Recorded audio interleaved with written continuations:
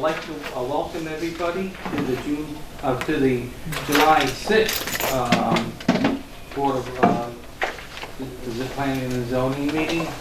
Nadia, could we please have the attendance roll call? John Black. Here. Travis Oakley. Here. Sammy Layton. Here. Dan Stout. Here. Margie Dunn. Here. Marcus Simmons. Pat Daughtry. Here. Sonia Luzo. Here. All right, that's one. They have a quorum. The first bit of business I'd like to do is bittersweet for me. I would like to address directly Mr. Marshall Ballard, who has served this board very actively as a result of the city's Board of Aldermen decision. They have decided to eliminate 2 of the city-appointed ETJ members, and Marshall, you're one of them. And I really appreciate the work that you did for us. You came here, you were very quiet in the beginning, but every meeting that I've been with you, you have done, you're very studious with the work, and you proved to be a very valuable member of the city, and I really look up to you. I know that in the past you were a principal of a New York City, we used to call them 600 schools. Right. You still use that term? Mm-hmm. And we actually, you worked in the same county that you worked in Dobbs Ferry. Yeah, I used to work in Dobbs Ferry also. Okay, yeah. With really Irvington, New York, which is the next town. Well, I went to the high school right above Irvington, Sleepy Hollow. Oh, okay. That was my high school. Oh, okay. On 9 Broadway, as you were located. Right, Yeah. right. Mm-hmm. And then I went on to New York City. And then I went to the same school in the town where you have a place local to Harlem. I went into Columbia University, so Okay. we have a lot of time yes. together. I have many of my relatives, 2 of my aunts were New York City public school teachers. Okay. Now we know that wasn't easy. It wasn't an easy job, and I appreciate all the service you gave to us. And I think we should all give Marshall a round of applause. Marshall, I'd like to present Pat. And we really appreciate your service, and I think this board is going to miss your participation greatly, as well as members of the ETJ and whatnot, and the whole Crayton County. Well, you don't miss you guys, you know what I'm saying? You know, it was an honor to have served on this board for the time that I did serve, and I learned a lot, man. I know you did. And I look forward to coming to the meeting Your because attendance record was magnificent. I had all these New Yorkers that I was promoted, okay? And I really look forward. And always like Jeff, you know, him and I work at the same gym, and I look forward to going to the gym and stuff like that. So I want to thank you all for your support and your friendship, your professionalism. So it was a pleasure and an honor, okay? So you'll have to go, okay? I'm not going to stay for the meeting. I see you guys will have a long meeting tonight. Bona fortuna, too. Okay. But y'all be good, okay? Thank you. Does anybody wish to add their words to Marshall? You can do so now if you wish. Before the leave, I'll forward it to you. talk to you. Have a good one. Thank you so much. Thanks, Mark. I appreciate it, man. Take care. Excuse me. Okay, that brings us to the new business. The first item, item A, Overlook Holdings LLC is requesting general subdivision plan approval for Bayberry Park Subdivision 3, a 51-plot residential development. This section of multi-phase development is located on 21.41 approximate acres in the R8 residential district. The site is located off Bayberry Park Drive and Cinnamon Run in the Carolina Colours community. Mr. Ruggieri, can we have a staff review, please? We can. As long as we ask Seth to do it. Thank you, Mr. Chairman. I heard the set. State applicant Overlook Holdings LLC, it's Bayberry Park Phase 3 for Bayberry Park Drive and Cinnamon Run, an existing subdivision. R8, you said 21.41 acres. Average lot size is 10,335. Total length of new streets just shy of 3,000. City of New Bern utilities. See between the arrows here, this section will be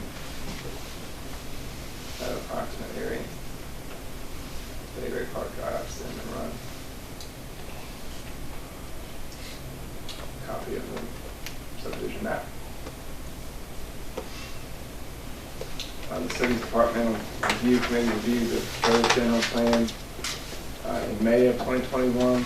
Determined the plan substantially meets the requirements for approval. Staff has reviewed the proposed subdivision plan, finds all the technical and legal requirements. The general subdivision plan has been satisfied. Therefore, staff recommends approval of Bayberry Park Subdivision Phase 3. You can see in the package we have the comments there. There's very few comments.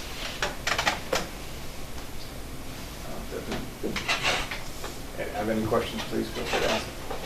Are there any questions from a member of this board to the development services? I have a question. Have we sold any of the lots off of Onyx Lane?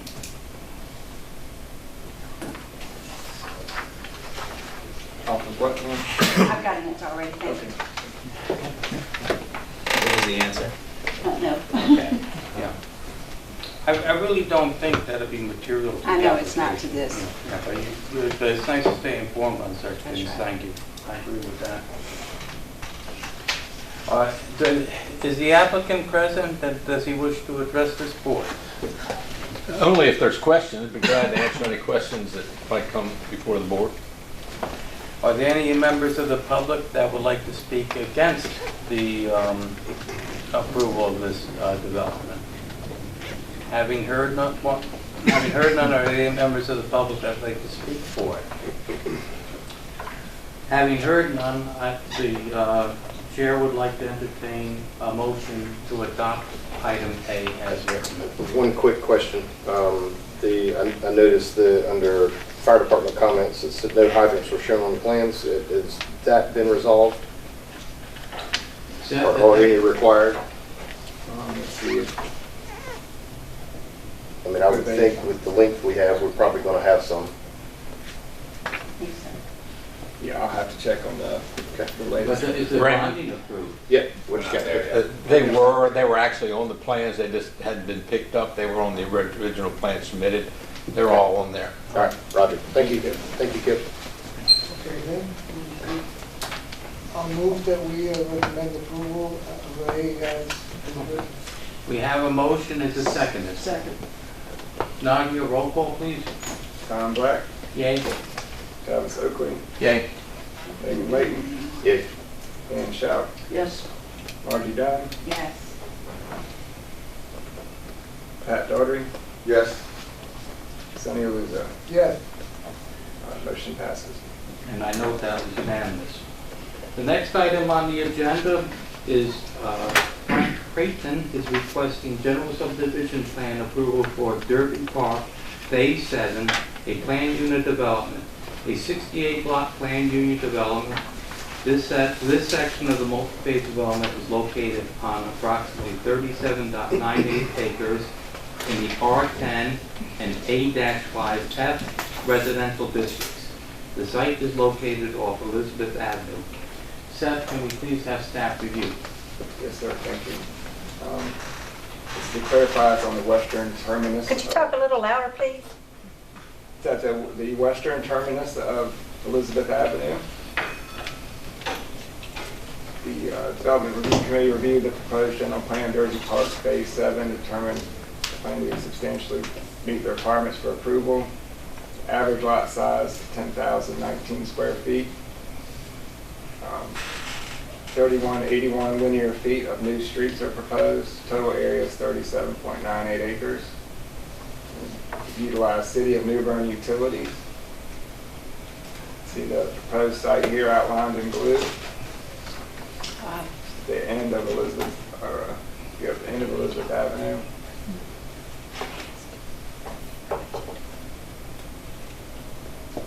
And here you see the proposed layout of the subdivision.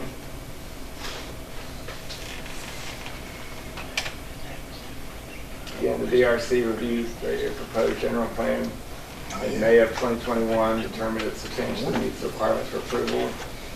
We reviewed the proposed subdivision plan, finds all the technical and legal requirements for general subdivision plan approval have been satisfied. Therefore, general subdivision plan approval for Derby Park Phase 7 is recommended. Can we take any questions at this time? Yeah, I see the word substantially approved. It's rare that I see that noise. Is there a reason for that? Not especially, I think it was just a term that staff chose in putting together the recommendations. We recommend approval. It's either recommended, and it's a binary issue, it's not, large. But to clarify, then staff recommends approval. Okay. Are there any members of this board that have, yes, Mark? I do. Well, now developing such a large parcel as this, because some of the areas in Derby Park has had flooding issues, how is that being addressed with this?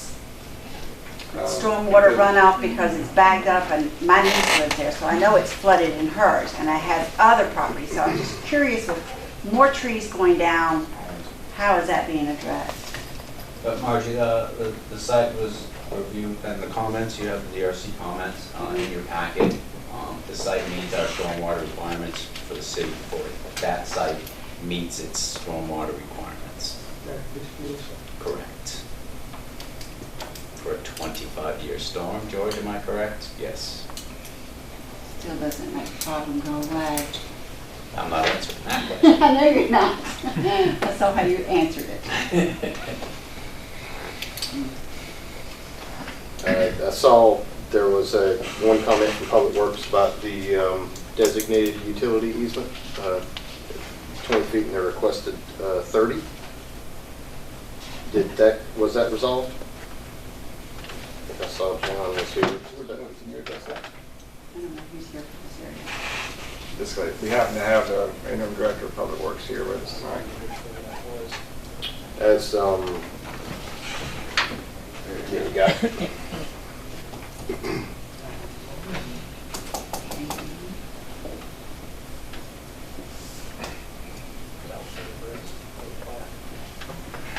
Yeah, I couldn't. And John's here, he may be able to answer that as well. Yeah, that was resolved. Okay, it wasn't clear to me looking at the drawing, but I wasn't sure if the site. It's hard to see where it was. Well, I wasn't sure if this was a revised based on the comments or. Right, every comment's been addressed to the affirmative, and the 30-foot easement was granted on the general plan that you should have for you now. That was my only question.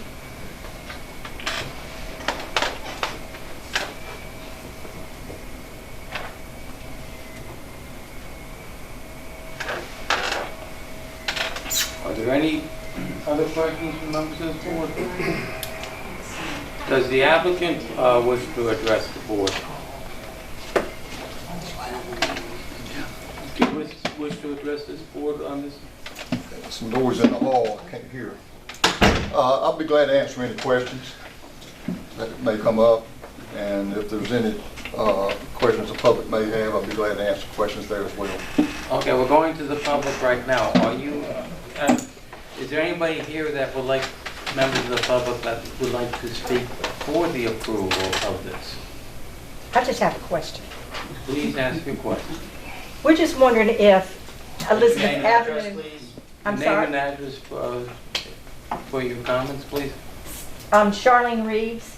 What's your address? It's 4300 Elizabeth Avenue. We were just wondering if there is going to be another entrance and exit out because of the traffic and the parking area on Elizabeth Avenue all the way down. It's a real issue out there. There's going to be a stub out for future development down here at the bottom of the map, ma'am, but until that is developed, it'll still be in and out on Elizabeth Avenue. I know that this board has been speaking to the Board of Aldermen about safety issues and having more bad. egresses, and we've been stymied so far. And I'm going to address that issue after we get to the additional comments. And I suggest that you speak to your Board of Aldermen about proving it. They rejected it once already, and we wanted, with fire safety and whatnot, I've been pressing this board for some time to have more egresses and whatnot on larger developments. We certainly don't need it on a smaller number of units, but I think it's a matter of safety that we have it on the larger number of units. And I encourage you to speak to the board, address your aldermen on that, and see if we can get that increased. This board has wanted to get it done for some time, and we've been voted down.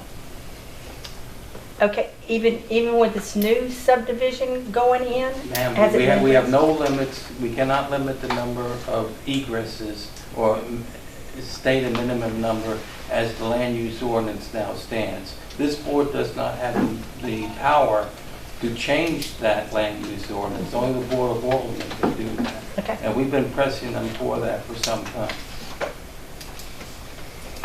Thank you. You're welcome, thank you. Any other members of the public like to address this? I have a question as well. My name is Blake Belcher. I live on 4329 Elizabeth Avenue.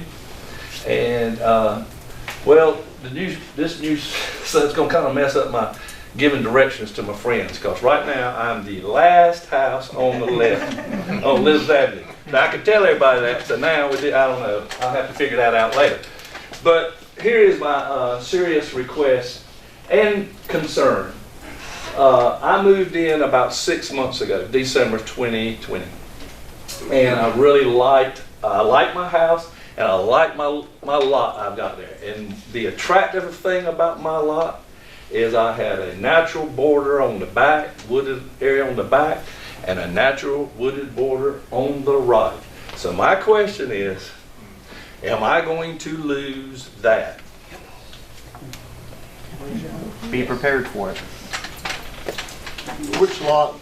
Right here, John. 4329. Right there. Based on that site plan, I would say yes. Your lot number 1, does that ring a bell with you? The No, last one? sir. Okay, all right, the last one on the left, The last house on the left, okay. the undeveloped cul-de-sac. That buffer is going to be removed, and the reason is because there's a drainage feature going through there.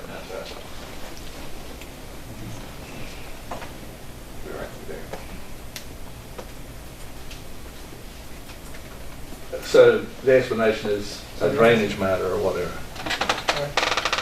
You know, I mean, as you travel down Elizabeth, I mean, I'm just John Q. Citizen, but I mean, as you travel down Elizabeth, there are certain areas that there is a little wooded buffer between some houses, you know, and you know, on the side or the back, and in some cases maybe the side and the back. So I'm just trying to understand if, you know, if I'm gonna lose it, you know, the explanation is as to why I will be losing it. On the side, it'll probably go, unless you can talk to Mr. Crayton very nicely and ask him would he do something along that line there, which sometimes we do. On the Where's he rear- at? Where's he at? on the rear of your lot, there's a possibility that we could leave some vegetation there, so you're not looking right in the back of the Yeah. houses that are going to be. You know, built. I don't know exactly, you know, all the whys and wherefores on the development of this, but I would think it would be nice for, you know, somebody that's going to be purchasing a lot or a home and a lot to have a buffer as well. So it's not only me, but, you know, the other person.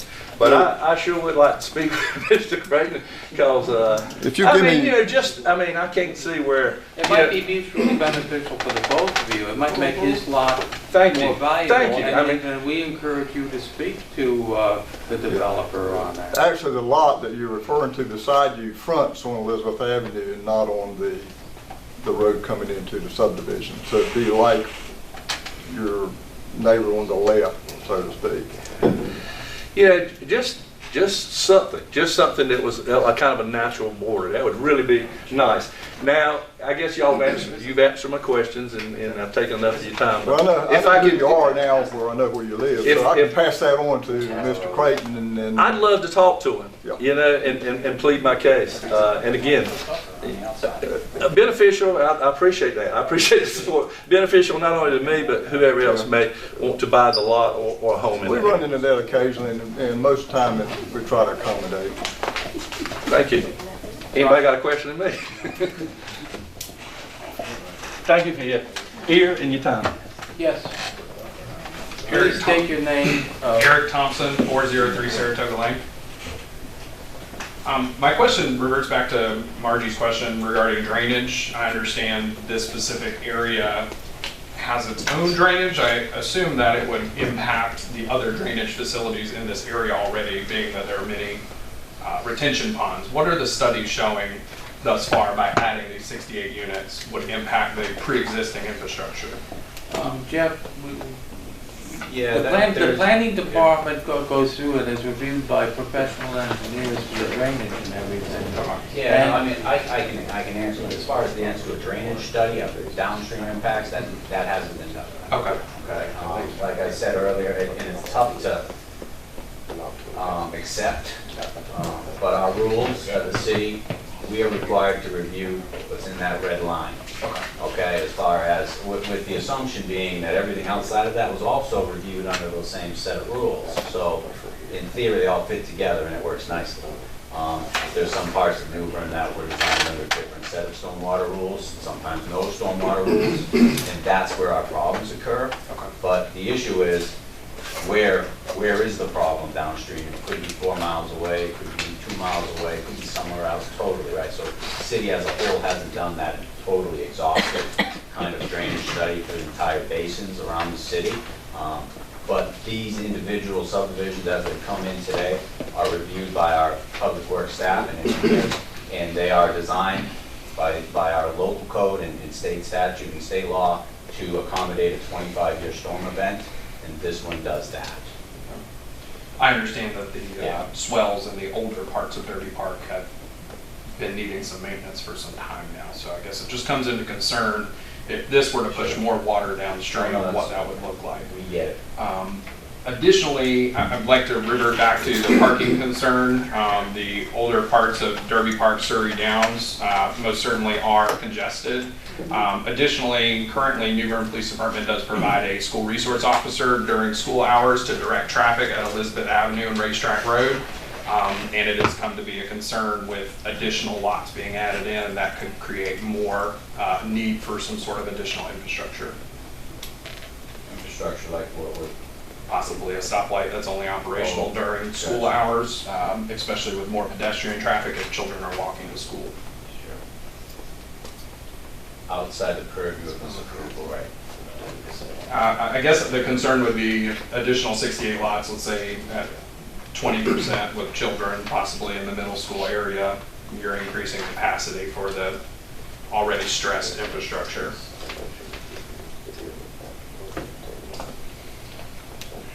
And then the only other concern that I've heard amongst the neighbors is just if there's anything that's going to be connecting this to the West New Bern subdivision. That stuff right there.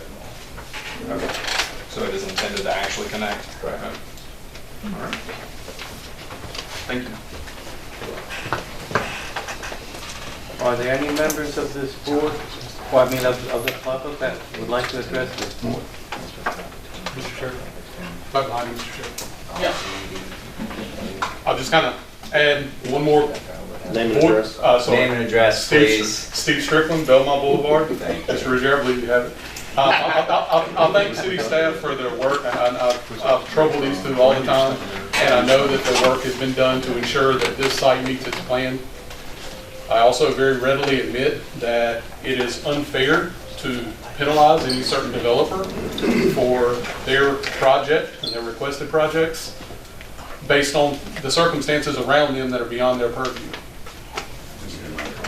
You guys are left with the task of deciding whether it's more unfair to Mr. Crayton to make his issue worse with this right here to impair his ability to use his property versus further compounding a maybe not well documented in the form of a study, but very well known amongst all of the people in that neighborhood, flooding issue that exists further downstream. There may not be a study that says it, but we've heard the mayor at Board of Alderman meetings multiple times say there are two very large pipes that come together and go into one very large pipe. That's the reality of the situation that everyone that lives over there faces. I live on Belmont Boulevard, way far away from the water. We have to have flood insurance without this because of two large pipes that come together and feed off in one large pipe. So I just request that the board please consider, as you're making your vote and approving the project, that your decision is either impairing his ability or impairing the people that are already there and that have no other options to deal with things.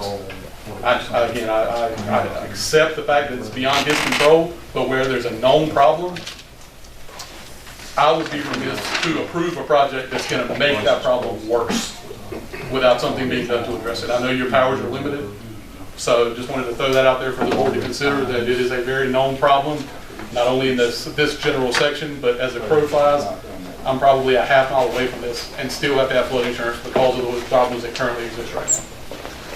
Mr. Strickland, you Yes, sir. work on the redevelopment zone. Yes, sir. And you're part of the business and financial side of it. Yes, sir. I just wanted to make that known to everybody here.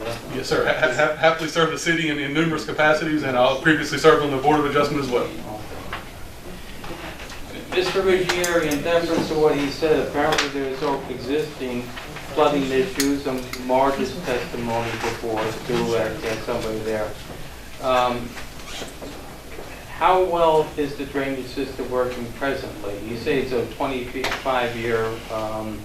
That's what our design. That's what our design is. Our engineering design standards for new subdivisions to meet the 25-year storm, which is how much rain in 24 hours? About 8 inches. About 8 inches of rain in 24 hours. What Ms. Strickland said is true. Yeah, he's credible. Yeah, he's credible.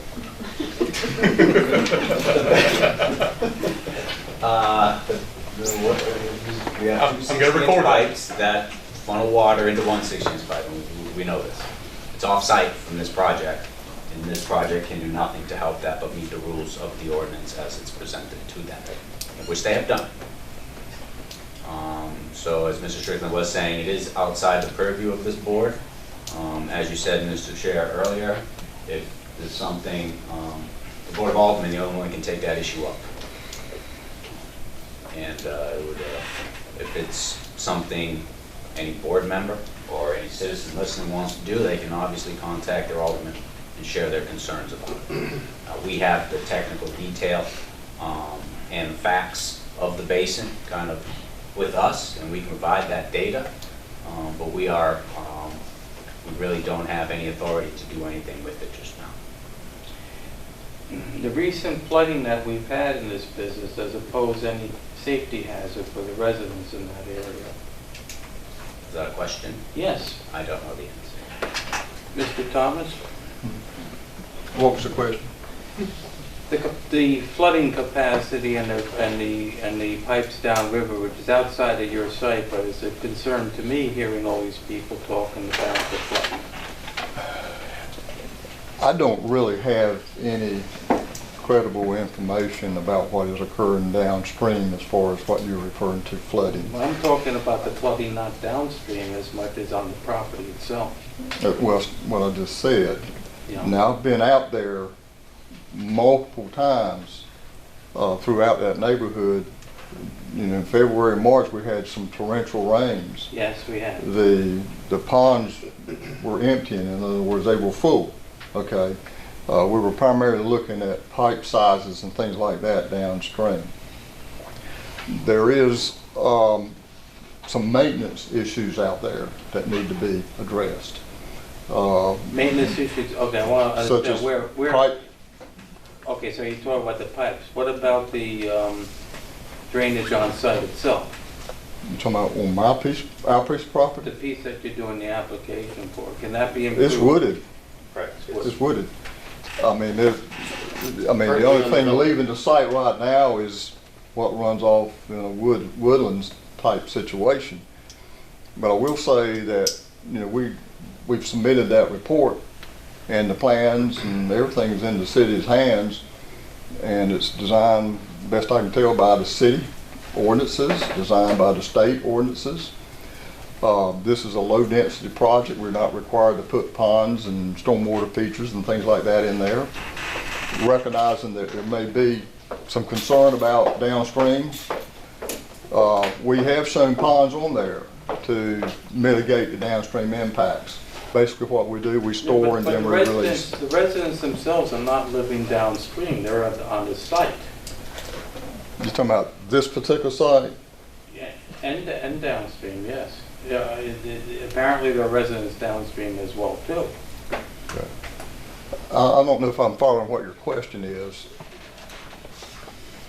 This could be an impact on already existing properties, is what you're saying. Yeah. And it's, you know, has all the due diligence by your part been done? Apparently you satisfied the town, and unfortunately we're restricted if it's approved, and we basically have to follow that according to the rules of the zoning board. And I'm not entirely comfortable with it. Well, I think to answer your question, we more than meet what the rules and the statute says, including what the state rules are. We've gone beyond in trying to store water. Downstream impacts have to do with when the water gets there. Okay? And so there's a peaking thing. So we're trying to delay that. We're storing water on site in these ponds. Okay. And then after the rainfall event, they will start discharging. But they'll be discharged a little bit during the rainfall event. We will have to run something called pre-development runoff and then post-development runoff. Okay. And that's incorporated. We did that. That's in the report that was submitted to the Public Works folks. And if you look at for the particular storm that we ran, you'll see that we're not discharging in that storm event more than what we are right now after this development. Okay. I have another question. Who's responsible for taking care of the maintenance that needs to be done right now? I'm not sure who owns that. If it's still in the developer's name, probably the developer. Would it be the POA out there? Or If the homeowners association? It depends on they've how your transferred documents over. are written up. If it's POA ownership in there now, then the POA would be responsible for Which is that. one development, which is the POA is one person. Anybody got any information on how to get up with anybody in the POA? Well, that's your area. Are there any other questions by members of this board? Mr. Chair, in the spirit of being helpful, considering the large amount of public comment tonight and the number of issues that have been raised, it may be a good idea for this board to table this particular plan I like and that idea ruminate very over much. these issues, and maybe come back at the next meeting to have maybe a more robust conversation with more information. There are members on this board already expressing that sentiments. So, as for me, I think the best thing to do is table this so the public has more time to review it, and we have more time to study the solutions. Is there a consensus on that? I agree. I agree with tabling. Okay. At this point, the chair would like to entertain a motion of tabling this one. It's just that it hasn't been seconded. Hands all over you. And shouted by ear, I didn't hear it. I'm sorry. Mr. Chair, I'm sorry, I think I heard Ms. Shout's motion to be to table the meeting. Yes. To table this particular proposal Yes. until the next meeting, which is August. Yes. August 5th. August 5th That's a Thursday, correct? in Development Services, Yeah. in the Development Services Conference Room. I think, is that what I heard, Michelle? Yes. Okay. I think that was the motion, Mr. Chair. Okay. Yeah, that's exactly So what. we have That's a exactly motion. what I said, yes. We have a motion and I second that motion, that you see exactly the same. Okay. Nadia, roll call, Seth, the roll call, please. John Black, Yay. Travis Oakley, Yay. Damon Layton, No. Dan Shout, Yes. Margie Dunn, Yes. with yes, Yes. Marcus. Pat Daughtry, No. Sonia Luzo. Yes. Motion passes. Motion passes. Okay. That brings us to item 3C, which is Hudson Carolina Colours Development on behalf of New Market HDS LLC is requesting general subdivision plan approval for redivision of Plat H1A, Parcel number 4, a 3-lot multifamily residential and commercial development. This development is located on a 34.85 approximate acres in the C-3 commercial district. The site is located off Waterscape Way in the Carolina Colours community. Is there a staff review, please? Yes, sir. Thank you, Mr. Chairman. Again, this application is submitted by Hudson Carolina Colours Development LLC on behalf of New Market HDS LLC, located on Waterscape Way in Carolina Colours, west of US Highway 70. Development Review Committee reviewed the proposed general plan for Redivision of Plat H1A, Parcel 4, and determined the plan meets the requirements for approval. The average lot size is 11.61. Total area dedicated, in this case right-of-way, being proposed is 0.76 acres. Total area is 34.85 acres, and that's City of New Bern utilities. See the property here located across from the existing Harris Teeter Shopping Center, more or less there on Waterscape Way, going down to the cul-de-sac.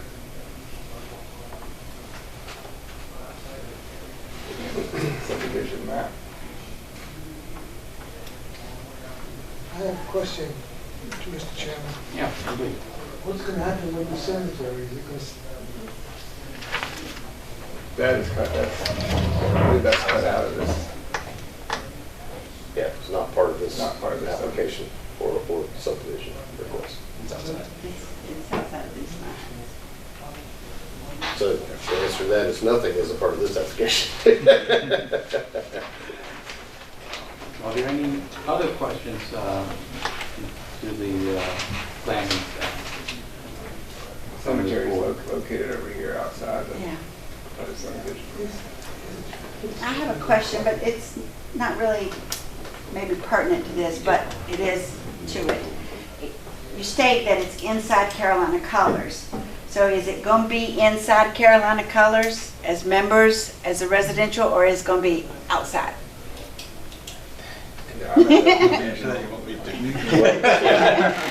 That the apartment complex will not be part of the Carolina Colours Homeowners Association, nor will they have any rights to any of the amenities. But that's what I thought, but the way it was read, it is in Carolina Colours. It's like, do we know how many units it's going to be? I'm just curious for the future. 240 Okay, then, to start with. my next question is, was there a traffic study done?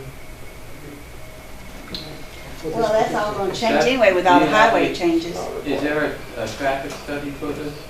Not for this subdivision, so there was a traffic study done for proposed apartment complex on this, that will go on this property here. That's not related Which to resulted in some substantial off-site traffic improvements that the developer will be responsible for. Well, but really, by the time this gets up and off the ground, the highway's going to have all its changed.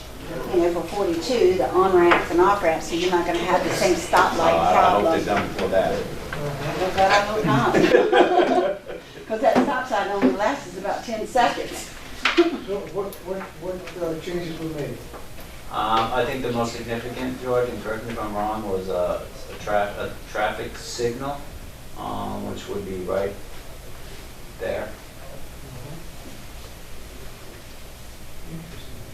So you're going to have to slow down the Waterscape now. Because, well, and Margie asked why traffic signal, and I said, go back.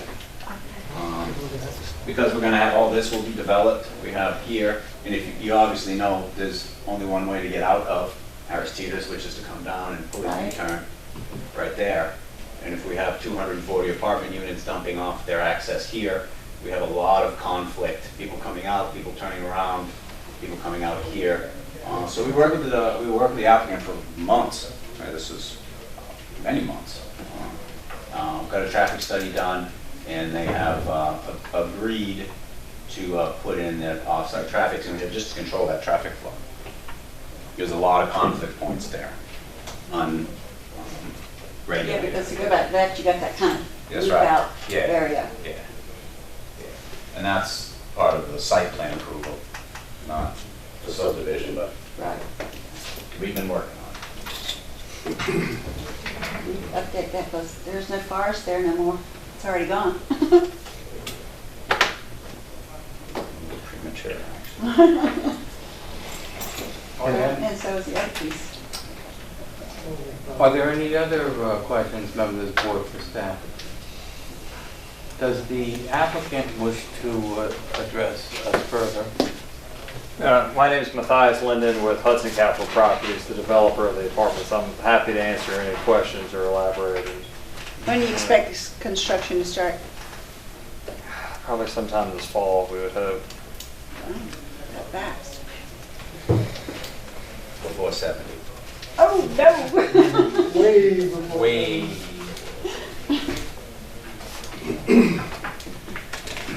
At this point, the chair would like to entertain a motion to approve this item as written on the agenda. So moved. We have a motion. And this is a recommendation to the Board of Aldermen, of course. And would you like to second it now, Raymond? Absolutely, I'll second that. Thank you, Karen. We have a motion, it's been seconded. Seth, the roll call, please. Don Black, Yay. Travis Oakley, Yay. Brandon Layton, Yes. Dan Shaw, Yes. Margie Dunn, Yes. Pat Darden, Yes. Sonny Lugo. Yes. Motion passes. Now, we would like to welcome Danny Hill from the, Before we do that, I've got a couple of questions about here, just setting the proper time to bring them up as we go along.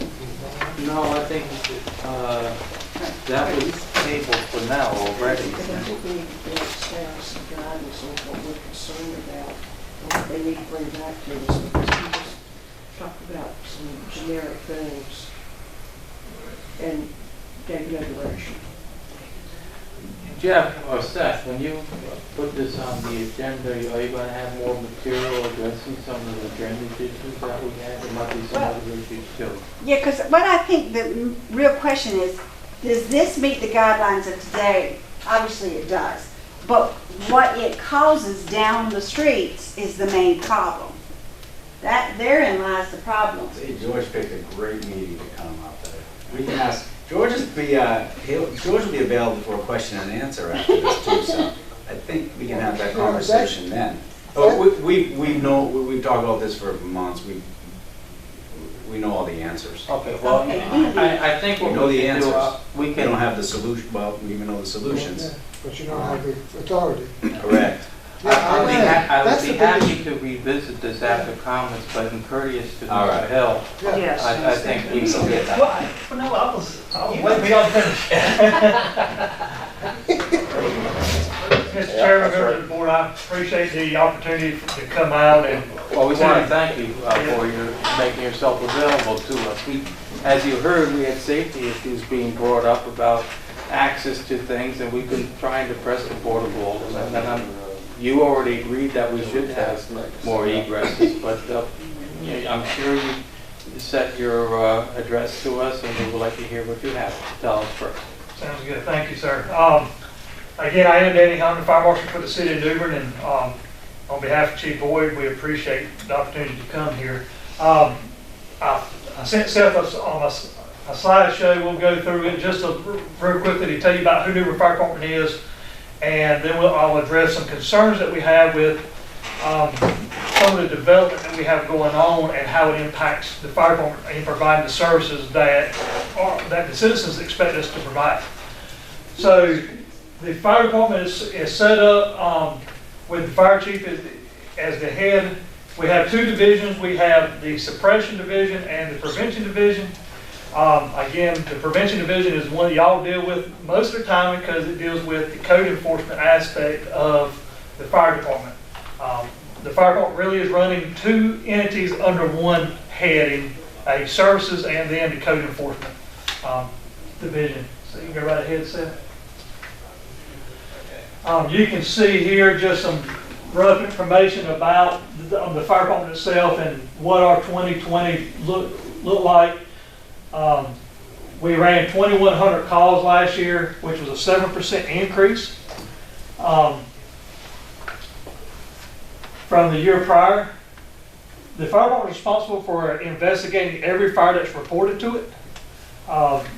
The fire prevention division investigated 54 fires last year. The way that typically works is if it's a set fire, we get the police department involved, we'll work a joint investigation. This is not every fire that was investigated. This is the ones that the fire prevention staff actually opened up an investigation case on. We issued 87 permits. What does that mean to the general public? If you need a permit that is required by the fire code, not the building code, but the fire code, they come to us to get. If it's a building code, mechanical code, plumbing code, they come see Jeff's staff and get one for the building inspector's office. We issued 87 of those last year, which was 18% increase. We conducted public education to 2,100 people, and that's a decrease of 75%. That is because of not being able to get into the public school system because of COVID. That's where a lot of that comes from. We installed 196 smoke alarms in houses. That's 18% increase. Every time we go to a resident for an emergency, other than most time medical calls because of just there's nobody left at the house when there's a medical call because everybody wants to go to the hospital, we check the smoke alarms. We check carbon monoxide alarms, make sure that they're working. The best way to prevent a loss of life in a fire is to have operating smoke alarm. The fire department conducted 15,000 hours of training, again a decrease from normal because of COVID. All travel was shut down. Formal training, even inside the station, was curtailed because of everybody piling up in one space. We did maintenance and flow testing on 1,400 fire hydrants. Jordan's, Hughes' group from engineering, they do all the repairs to the hydrants, but the fire department is responsible for going around making sure that the hydrants are actually serviced. We do all the greasing, the oiling, we do the testing of them, making sure that they're working properly. Anything we find that's not working, we do a work order, send it to engineering, and the water and sewer staff make the repairs.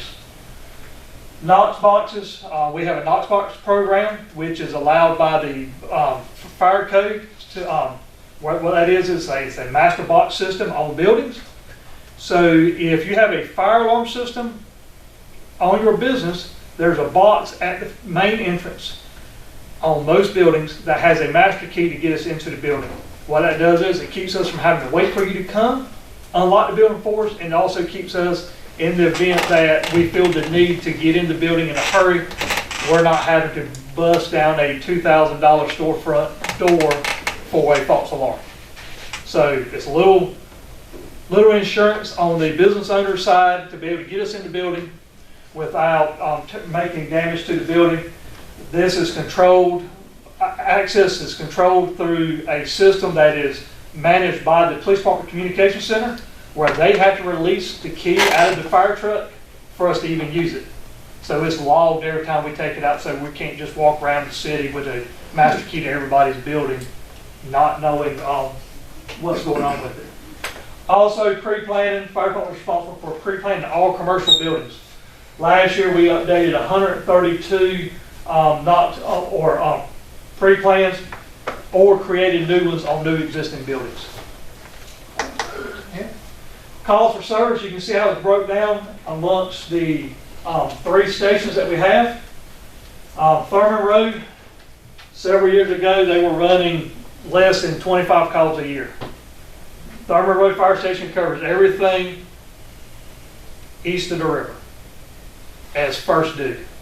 They were running about 25 calls a year as of around 2015, 16, 17, somewhere in there. You can see now we're up to 124, and that's climbing every day. The growth is what's getting us over there for that and raising that up. Hey, Seth. This is the breakdown of how we respond compared to the National Fire Protection Association's standards. The control, you see a lot of numbers here, but what we have control over is this out the door times. And we are meeting that anywhere from 70 to 85% of the time. That is getting from the time the dispatcher notifies us of a call to the time we get out the door, we have 80 seconds. First due arrival. NFK says we should have the first new piece of equipment on scene within 4 minutes. You can see Thurman Road, we're down at 46%. In Elizabeth Avenue, we're down, only meeting that at 64%. That is due to the growth of the city and the travel time that we have from the fire station to these outer parts that's being developed. And then everybody else that's required to be on that scene, which they call the effective response force, 8 minutes, and you can see that for Thurman Road, we're down to 75% and 85%, and even 80% headquarters because of the equipment having to travel into those areas or back out.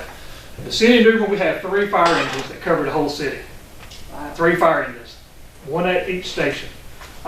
So when we have a house fire, we have to send 2 engines, a ladder truck, and a service truck.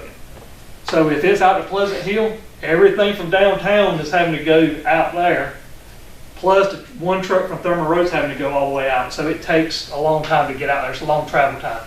Same thing, the fire we had over in Hardy Farms a month ago now, maybe.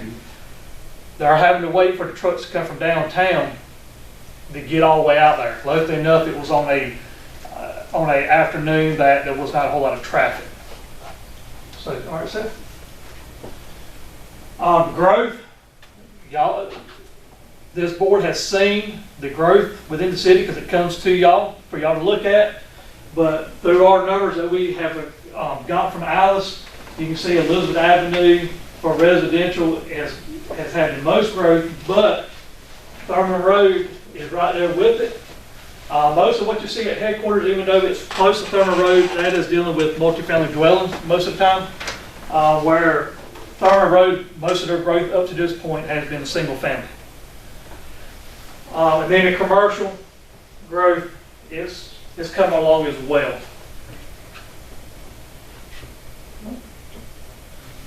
Where do we stand at as far as the fire department and the services that we're providing based off of the cities, our sister cities that the City of New Bern Board of Aldermen has said is our target cities? What do we look at to compare ourselves? These are the cities that the city has said that we're looking at. You can see New Bern's population and the square mileage versus everybody else. We have 3 fire stations. The average is 4 fire stations, but the square mileage for each fire station that's covered is 10 square miles for New Bern.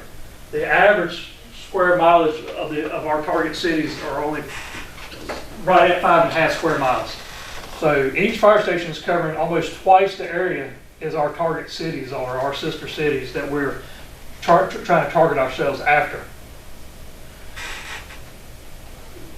We have broke the city up into fire demand zones. This is where we're checking to see if we're providing equal service throughout the city. And that's done, and it's really hard to break a city down and try to look at it all equally because the city is so diverse between residential and commercial areas. But we do track that to make sure, and if we see any areas that are lacking, we try to address those as they come up. So that's the fire department. That's where we're at as a fire department. Some of the challenges that we are having is the outlying areas, Pleasant Hill area, out on 17 South, Trent Creek area, and then obviously the Thurman Road area once you get down to Blue Water Rise and even back over towards Creekside area. The travel distance is getting so, to the point where it's hard to meet a effective response time to these areas. We have requested additional manpower and additional stations to meet the demand for those locations. One of the issues that we're having out in the Pleasant Hill area and out on the 17 South area is the 43 connector. As it sits right now, we need a fire station on 17 South and out around the Highway Patrol Station, somewhere in that area.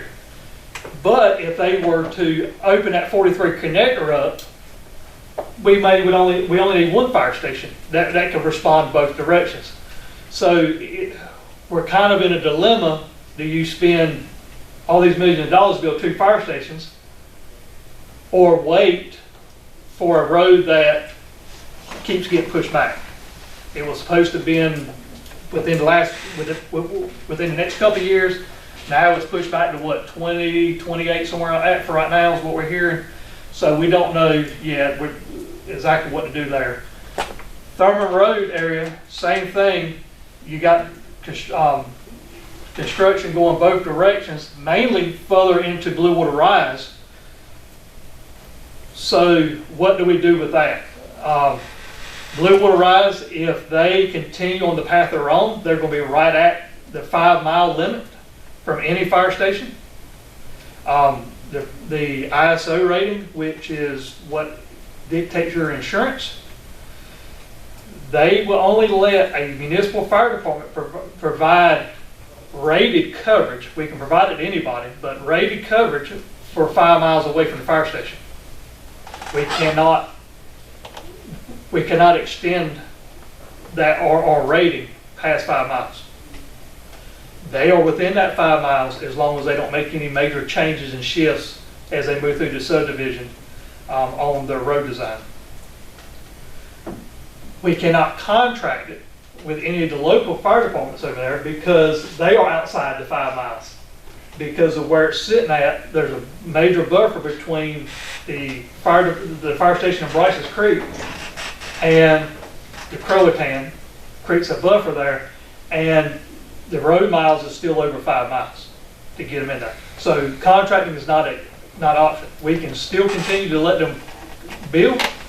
We can still provide fire protection to them, but we all know it's going to be hard to get a lender to probably lend money to something that has a unprotected fire class. But that's really a developer issue, but something that we feel like that is a concern to us as we move forward.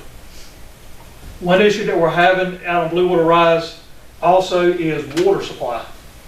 The development is moving faster than what the city infrastructure can keep up with. We have been in conversations with the city engineer.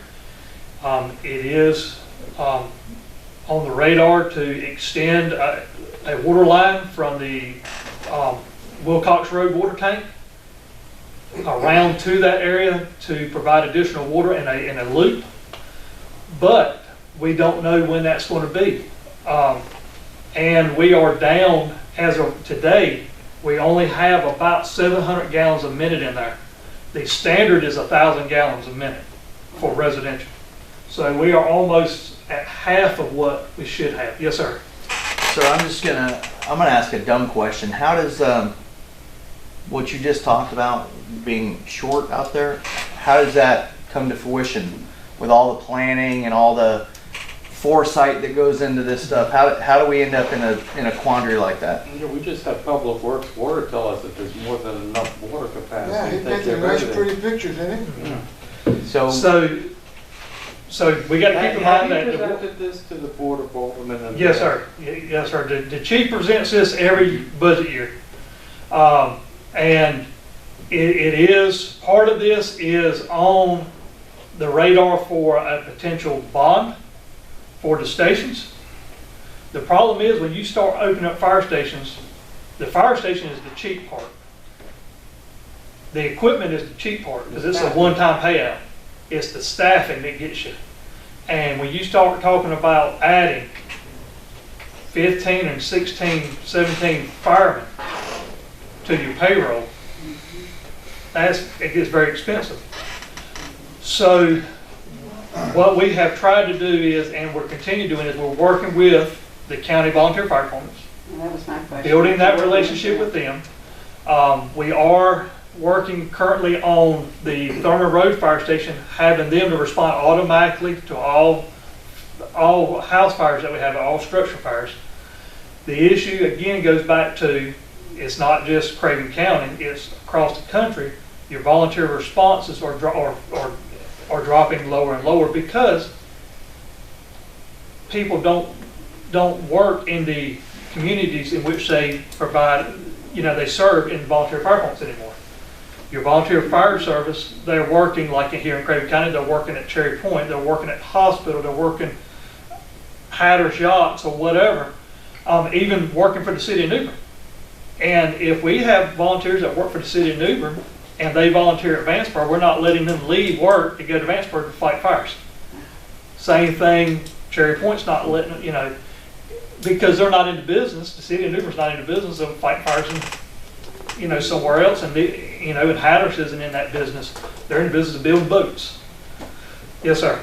Yes, I think this is the basic question that we've been trying to get to in general, at least for me. When we see the requests come through here, each city department has looked at it and given their comments. Do you ever say, no, we don't have enough firemen, you can't do this? We don't have enough water.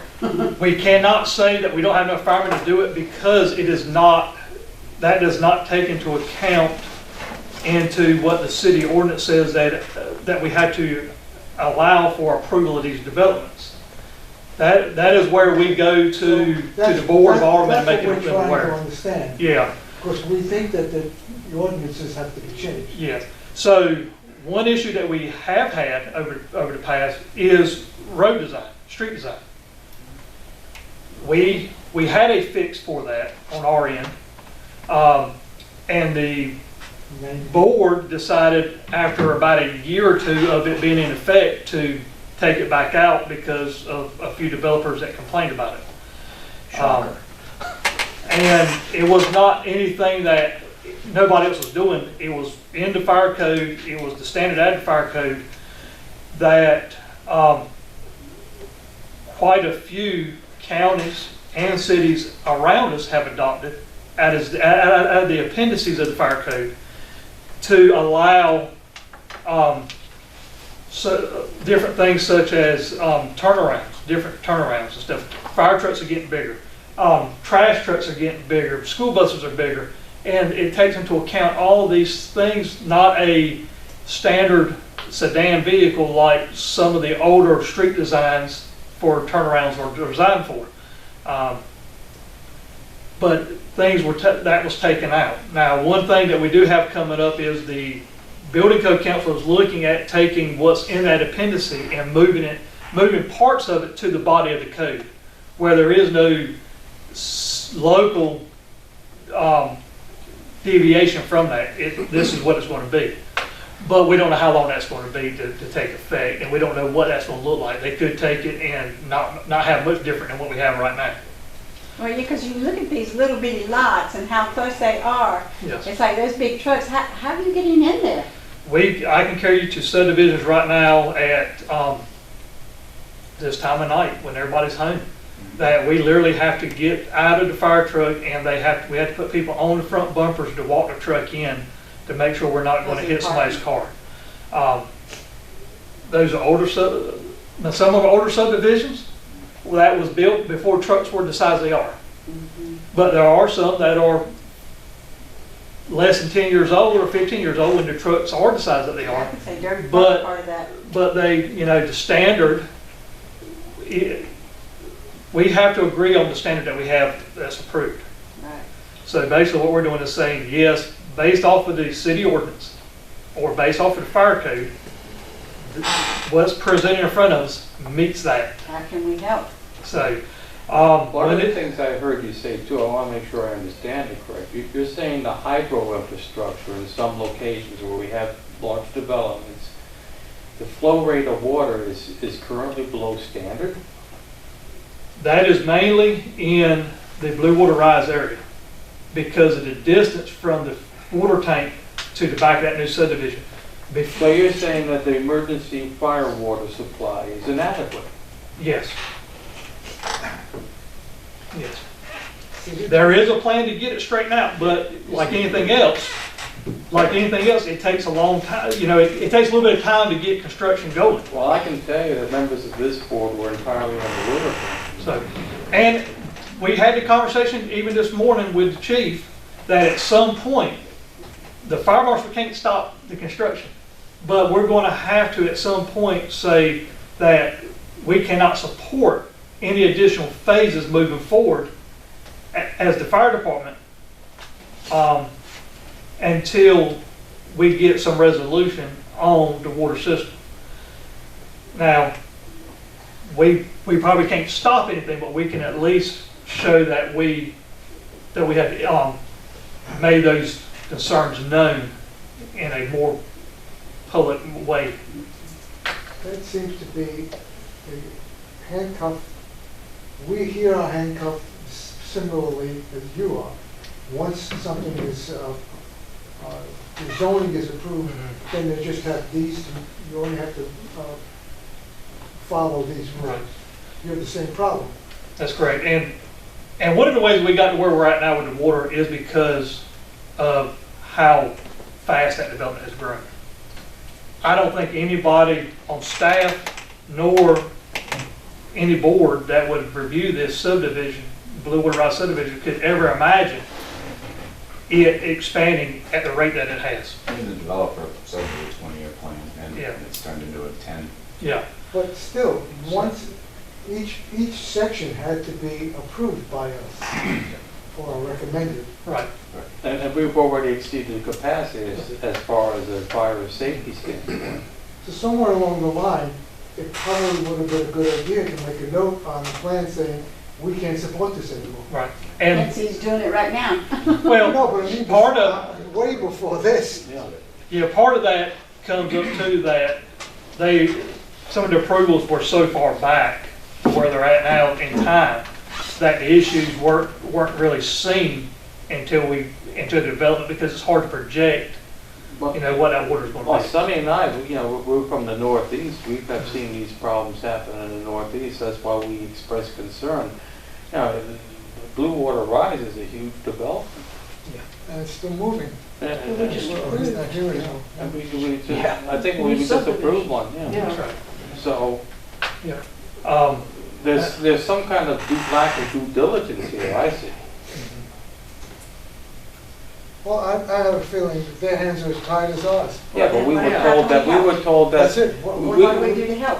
Yeah, last month we were told that there's more than enough water capacity. Well, in this. And we interpret that there's enough Well, water. apparently for- he Yeah, but meant is it water in capacity the for city, fire or water there's plenty of capacity water. to run To your get bath? it to where It's we the want to same. go, that's a little The water story. that you use is basically the potable water. I understand there's a non-potable water that goes to agricultural farms and whatnot, but the water that goes in the fire is the same as potable water, isn't it? That's correct. The water that you're drinking at your house, our fire department gets the response water out of the same pipe. So fires are tied to everything. Are there ever instances where you can use non-potable water to put a fire There are out? pumps that you can use. There are opportunities to get water from rivers and stuff like that, but because of the growth, the access to the river is getting less and less. Right now, our best option for alternative water, if we ran into that, would be to have the county fire departments bring in additional water, tankers and stuff, which is great most places. But again, Blue Water Rise is like a little island. There's only one line going in, so if we try to get water off that water line further up, we're just taking water away from what we were using at the fire. That's right. So most of the city is in decent shape as it comes to water, and I agree with Jordan on that. And there's probably plenty of drinking water out there. But when it comes to fire protection, You're almost saying we need some sort of moratorium until it's corrected. well, I don't know. I'll say it for you. I I don't can want read to your say that face. for sure, but Also, the problem with not enough firemen, and you can use 17 more firemen. When all of them approve these, don't they understand that there's taxes involved, they should have to be able to pay for a fireman? yeah, I can't speak on what the board of aldermen, where they're at. But what we're talking I'm about trying is to what get our some stats. recommendations should be. Yeah. That's why when we say, well, how can we help, we Yeah. really need to just make recommendations. Yeah, and I mean, for For the fire department right now, our biggest thing is just support from, I think we still got a street design ordinance that needs to be approved. That was a disaster when we tried to. It was, and we're still, I mean, we're what, 4 years out of that and still have not got any resolution on We're that. going to try to address it more piecemeal instead of having a Right. large thing. And one of the things we're going to address, Jeffrey is supposed to have prepared a letter for us. How does that letter look in terms of the number of egresses for large developments? Oh, it'll be on the next agenda. Do you have the letter? Yeah, you guys made the motion and just put up and Do you have that letter ready yet? I don't have that. Okay. But that's going to be, of course, to approve in the next agenda. Can we make a motion that at least this board member is very concerned that we've already exceeded emergency water capacity at one of the larger developments going on, that we would like to request the Board of Aldermen investigate this? Sure. Same process. Okay, so could you prepare a letter for that? Because I know from Sonny and my discussions with each other, but we don't like the idea of the fire department not having enough water to put out a fire on the development. Do you concur with that? I agree. Do you have any problems with the fire and blue water rise, pressure wise? Well, the fire that we had was over in Hardy Farms. Yeah, Hardy Farms. You know, Hardy Farms was fine for us there. But you said to us tonight that there's not enough water for the horizon. For Blue Water Rise, there is a shortage of water capacity over there. The pressure's there, but it's the capacity. Right, volume. Yes, the volume. Yes. Are there the other volume. areas, 1,000 per minute. So it needs are there other areas that share that same problem? That is the most critical one that I know of. We do run into some issues out Pleasant Hill Way, but nowhere near to that How extent. difficult would it be for you to prepare a report as to which areas are under capacity within your fire safety district? I can provide you something that, based off of our data that we have and the testing that we've done of those areas that are below that 1,000 gallons a minute, we could. Can you communicate that to Jeffrey? Because I would like that also on the letter to the Board of Aldermen, that the members of the board are very concerned about the lack of sufficient water capacity for the fire department to put out fires. And the worst part is that our hands are somewhat tied. We are. We have to approve. If they say we have to approve, but now we're seeing that it's faulted. The approvals are faulted. That the development service. Well, I think you're saying that the staff is making an error, and I don't think that's where it's coming from. I think staff's hands are tied just as ours are.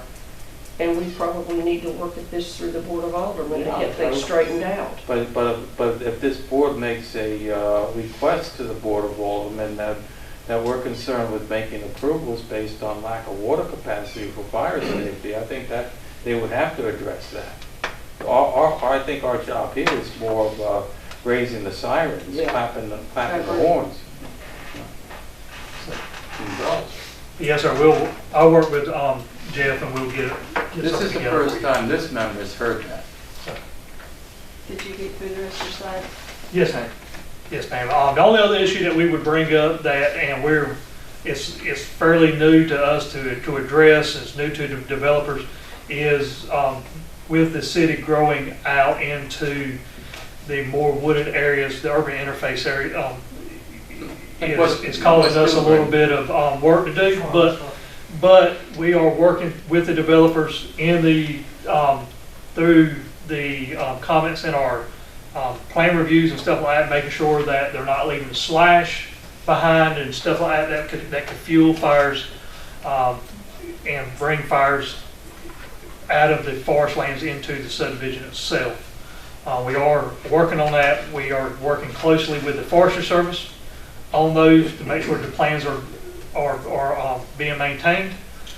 And anytime we get a new development that's encroaching on their land, whether it's Crayton or North Carolina Forestry Service with private land, we're keeping them involved in giving us any kind of feedback that they have to pass through development services and through the plan review process. So it's going to be interesting this year. The Crowlton has slated for the area behind Blue Water Rise to have a hazard reduction burn, which will be the first time that has been burnt since Florence, and since that development has gotten to the size that it is. So we'd be quite interested to see how many complaints we get. But it's a necessary evil that we have to do. So that way, if they have a fire that back there, it stays well within control, and also keeps the animals where they belong in the forest and not in people's backyards. So We're taking so much land from them, that's not going to be. so Weyerhaeuser definitely has turned over a lot of land back there. But is there any questions for me? I know I've gone over a whole lot, and No, we appreciate the brief. This report, can you make it, is it available on your site so we could download it and study it? I can tell you from here, I can't read a half of it. what I'll do is I will send, staff got it? I've got it for you. So you can, Send it out. yep, the staff will forward it with my contact information, and you can just reach out to me directly. And if I don't know the answer, we will come up with an answer for you amongst the department itself. I have one more question.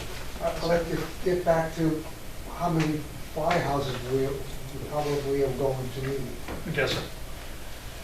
How, does it make you uncomfortable to know that you need 3 and maybe 2, but we're waiting for a road to be built by the state? It makes us uncomfortable, but we are trying to make out the best that we can and provide the services that we are given. What's Crayton is a huge. Yes. The request from the fire department does go up every year.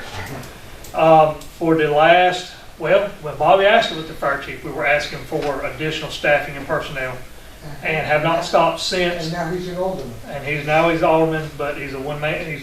He's just one person on that board. So, so this is been going for a while.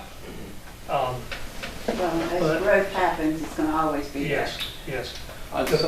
On things like the water improvement, is that going to involve Craven County funds as well as, do any of these pipes go through parts of Craven County where Craven County would have to provide the? Yeah, Jordan, I don't think so, but Jordan would be that guy to ask about all that because as far as I know, we sell water to county residents in certain areas, but we don't share any infrastructure with the county itself.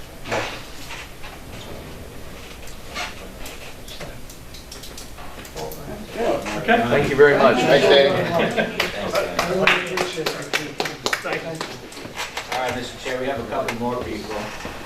I invited Chief Gallagher. Okay. From our new police chief. I think you three meetings back asked to meet the new police chief, and the board directed me to send him an invite, and as always, he's available and present for us. So I'm hoping he doesn't have such a detailed PowerPoint like Danny has. I'm going to read half of it. Patrick Gallagher, he's our new police chief. Patrick Gallagher, I know that's an Irishman. Little Irish. So, Jeff, no PowerPoint. Yeah, thank you. And, I look at my watch and I say, well, you tell me when you want me to. Far away. We'll only keep it Until you're short. tired of me. One of the things I would like to shift gears just very slightly to brag a little bit about fire service here in Newburgh. What Danny didn't tell you, and I will, that the New Bern Fire Department will be accredited, an accredited fire department in the July, I think it's July 19th, I believe, is when they will get full accreditation. Now, what does that mean? That is a huge deal. Very few fire departments are, in fact, accredited. They're not required to be accredited, but they are. And so let me brag a little bit about New Bern Police Department. New Bern Police Department is also accredited. And is that a big deal as far as I'm concerned? Yes, I've often made this statement. I would not send my child to a college that isn't accredited. I wouldn't go to a dentist that isn't accredited. You know, there's a lot to be said about accreditation. Accreditation means that you are meeting, in the case of police, international best standards. And less than a quarter of the departments in the United States are in fact accredited. And the New Bern Police Department is a flagship agency. What does that mean? They've been accredited for at least 5 cycles. And a cycle is every 3 years. And every 3 years, CALEA, which is the accreditation body, will send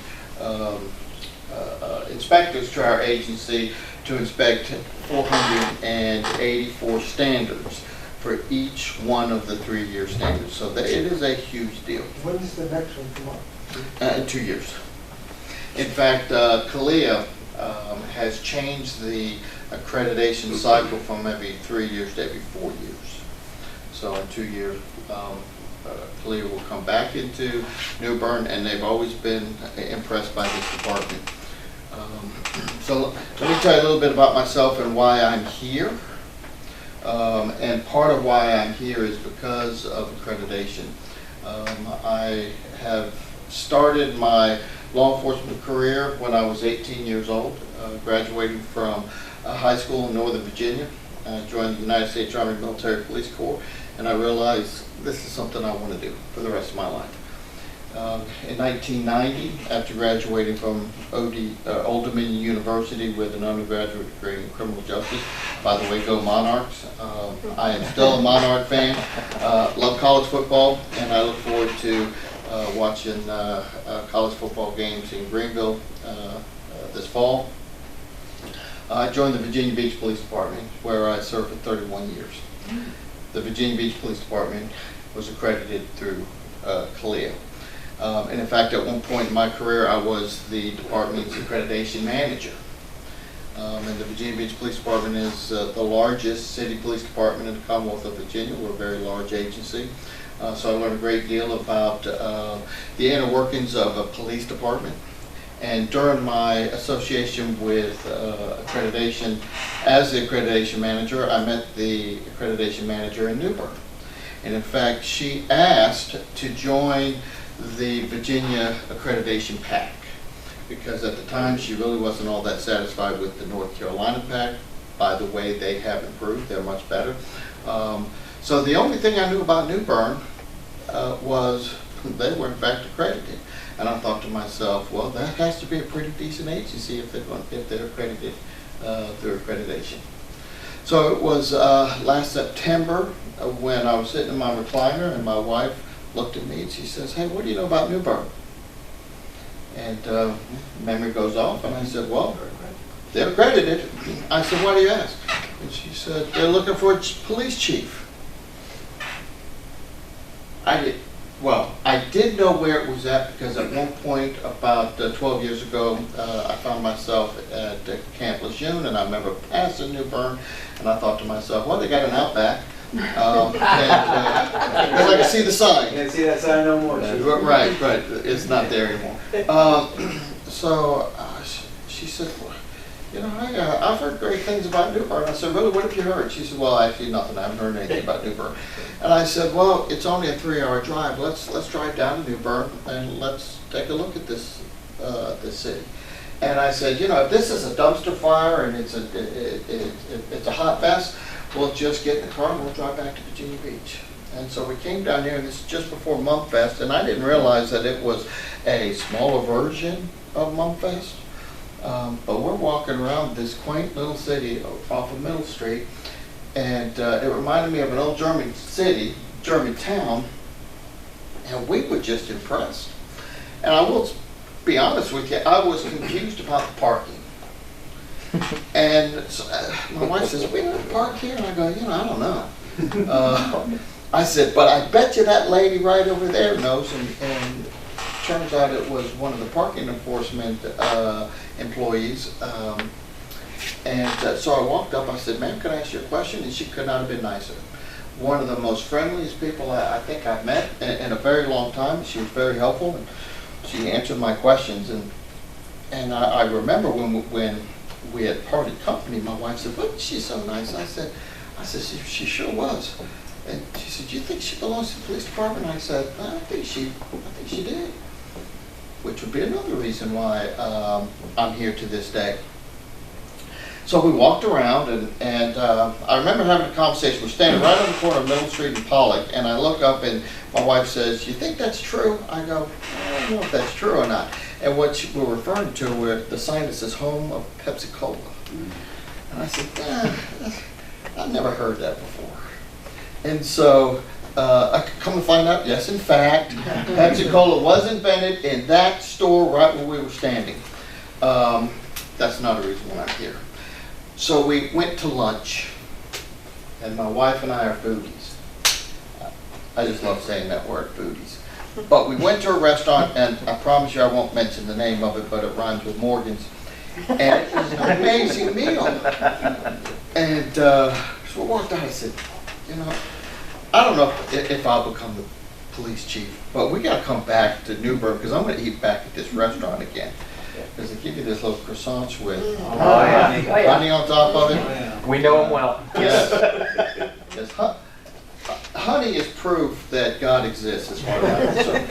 And so we're walking around, and that's another reason why I'm here. We're walking around, and we come to this little alcove, and we walk in, and my wife looks, and she says, "Oh my God." I said, "What is it, honey?" She says, "Nicholas Sparks." I said, Who's Nicholas Sparks? She says, "It's my favorite author," which is another reason why I'm here. So we're driving home, and we're kind of ticking down the list of the things that we liked about New Bern and the things we didn't like, and actually there was really nothing on the things we didn't like. We love Outback, because I remember that, and I was thinking, we'll probably never eat at Outback. You can't get a bad meal in this town, as far as I'm concerned. So my wife and I decided, let's apply for this job. And what a lot of people don't know is North Carolina is the #1 state in the union, the #1 most popular state in the union for chief of police jobs. It's the most competitive than any other state. People want to move to North Carolina. I think they call this South New York. I think, no offense. I mean, that's no offense. That's a compliment. People from New York want to move to this place. People from all over this country want to move here. So I knew it would be a competitive process. And I was incredibly blessed when the city manager gave me the job. And I have been the chief of police here for 108 days. Not that I'm counting, but I have been blessed 108 days to be able to come to work and work for the men and women of the New Bern Police Department. They're incredibly professional. Now, I talked a little bit about where I came from. And people say to me, says, "Well, this isn't that place." And I said, "You're right." And they said, "Well, it's kind of small. Aren't you bored?" I said, "No." I said, "First of all, one thing is, bigger isn't always better. And that is a fact. And there are things that the men and women of this police department do that the officers in my previous agencies do not do." I feel as if I have been handed a baton that is made of gold. And what I mean by that is this. This department was not in crisis. I took over a department that did not need to be fixed. Chief Tucson Summers had done a phenomenal job of incorporating what I believe is the most important component to American policing today is community engagement, community policing, transparency, and engaging in a 21st century policing context. And he and his staff have been doing that for the better part of a decade. And so when I arrived, I took the knowledge, skills, and abilities that I had obtained over the 31 years I have been in the business. I took the business model that had been presented to me, and I just looked to expand upon that. And so over those 108 days, we found opportunities to advance our business model. We've taken challenges that we've been faced with, one of which was removing the SROs out of the public schools here in New Bern, and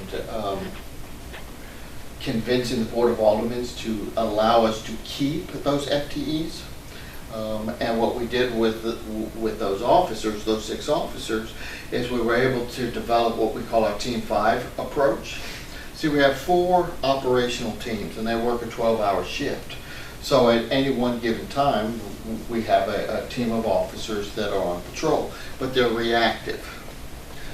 And what I was hoping to accomplish is to have some kind of a proactive operational unit that can address 3 areas that I believe are the most critical in our community with respect to the enforcement piece of law enforcement. And that is, we have to have an impact on violent crime. Violent crime is the most important element to reduce crime and the fear of crime. Number 2 is gang activity. Number 3 is addressing drug distribution. I've often said, said it before and I'll say it again, I have a great deal of sympathy for those that are drug addicts. Drug addicts need treatment. And as a law enforcement entity, we need to work with other components of government and nonprofits and the healthcare to try to divert addicts from the criminal justice system into the healthcare so that they can receive the care that they need, hopefully. Because I can tell you almost every single day one of my officers is deploying Narcan. Does everybody know what Narcan is? It's sad that in 2021 everybody knows what Narcan is. In fact, you can go to Walgreens and get Narcan if you want. I don't know what it is. Oh, I'm sorry. Narcan is the antidote to an opioid overdose. Right. It is, and it costs $57 a dose, and we are deploying it daily, almost every single day. A police officer is deploying Narcan on someone. Can I redirect your presentation? We Sure. are members of the zoning board. In terms of zoning, we're thinking of traffic, we're thinking about public lighting and spaces and whatnot. How can the zoning board best help the public safety officers like yourself perform their job better? What kind of instructions that would you like to give us specifically from a zoning standpoint? Well, I'm glad you redirected me because I would have gone off in that tangent forever. Let me just close the loop on that last one. Please do. I talked about treatment. I have sympathy for addicts. I have 0 sympathy for drug dealers. 0. And we will engage our Team 5 and the rest of our officers to heavily enforce the laws specific to drug dealing, and we're working with our partners in Crayton County Sheriff's Department. So more specific to this board, what this board can do with respect to law enforcement, it isn't as heavy of a lift as it is for fire and EMS. Density is an important component to what we do, but I will say this, and it's a little bit different. So Carolina Colours and everything that is across the river, so to speak, is growing exponentially from what it used to be. But from a law enforcement perspective, it does not draw the resources that you might think. Very few law enforcement calls for service are actually dispatched to that area. A vast majority of what we see in terms of the heavy lift on the PD side is this region right around here. And unfortunately, a lot of concerns of neighbors or residents in that area is we don't see the New Bern Police Department as frequently. We want the New Bern Police Department to patrol our neighborhoods, and I get it, I really do. I'm looking to buy a house, and I may very well buy a house in Carolina Colours, and I'd like to see a patrol officer. from my perspective in deploying resources, I have to deploy them where the need is the greatest. I only have a certain number of officers working at a certain amount of time, and would it be nice to have an officer patrolling that area more frequently? That is obviously yes. You know, we're concerned with response times as well. There was a conversation about ingress and egress. What is important for us, especially for when it comes to natural disasters like weather events, and we're about to have one. If you have a raincoat and a umbrella, bring it on Thursday. You're going to need it. Is if we can't get into a specific subdivision because the roads are flooded or blocked, obviously we want to go in another route. But if there is not another route, we have problems. And when somebody has called 911 and said, I need to have either a fire engine, an EMT, or a police officer, and we can't get there by vehicle, we have to figure out a different way. Now, obviously, our response time, it may be something where we have to get a boat, and we've done this in Virginia Beach. You have to get a boat just to get to a neighbor, or just get to a residence because somebody is calling and saying, I need help. The traffic flow is critically important. I know there's not a lot you can do in terms of what major road constructions are going to look like and how that's going to affect our ability to get Most around. of the larger roads are the purview of DOT on the Right. state level. But, and I know that's probably not within your bailiwick. I would personally like to see more intersections, and I know this isn't your area, but I'd like to see more smart intersections that can control the flow of traffic a little bit better. What I've noticed, there are some intersections where the traffic lights from my optics appear only to be on a timer, as opposed to reacting to the flow of traffic. I'll sit there and go, I have a red light, there's nothing coming. That is what it is. Now, I know I have a light and a siren. If I need to, I can turn those on and go about my business. Yeah, but we can't. I believe are there any city traffic lights in New Bern, or are they all state? Oh no, city owns a lot. Most of them are city. Yeah. In the city, yeah, we own a lot of the All roads in of the city. So everything along Martin Luther King, are you telling me those are? No, those are DOT. Those are DOT, okay. But you're saying down streets like Crayton Street and what? Yeah, everything from essentially right out here, Yeah. Broad first, in, all around the city. That's all city responsibility. State roads. News is the state once you head out. I could be wrong, George, you know this better. News, MLK, Simmons, Yeah. those are all DOT roads. Yeah, but all the rest are city roads. So not to belabor the point or to extend my comments, let me just end with what I've just said, and I'm happy to answer any questions that you might have. Are there any questions from Mr. Gallagher? When you talked about the credibility, having been an accredited police department, how many in North Carolina are? I can get you a number, and I can tell you, I did look it up. I want to say it was 124 departments in North Carolina. There's well over 1,000 departments in North Carolina. I don't know. I do know nationally it's 24%. Wow. But I'm not 100% on what North Carolina looks like. Thank you. Yeah, thank you, Chief. Yeah, thank you, Chief. Appreciate All it. right, very good. I'll hang out until the end. Next up, on our Meet the Division Department Heads tour. Thank you. Is our The t-shirts. Stellar. The police department is in charge of all drainage. Board, my name's George Childs. I'm the interim public works director.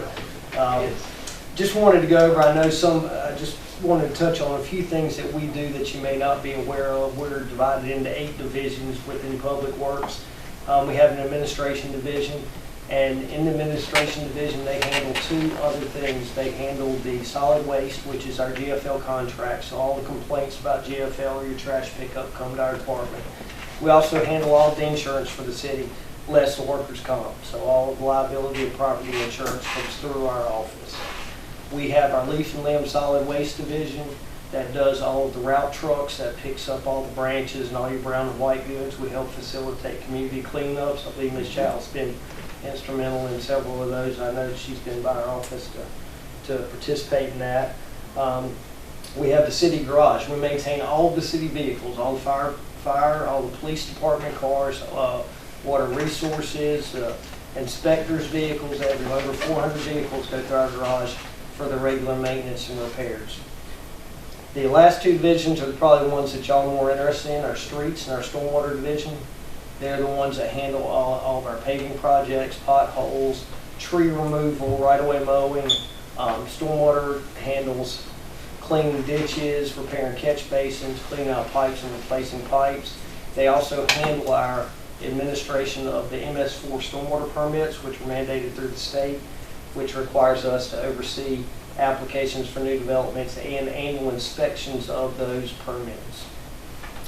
And how our department basically pertains to what y'all seen, and y'all touched on a lot of this already. When we receive a new set of plans for a project, comes prior to the DRC meeting, we go through it with our department, our supervisors, each division. That mainly has to do with our streets and our stormwater division. This, we look at things exactly what y'all were questioning.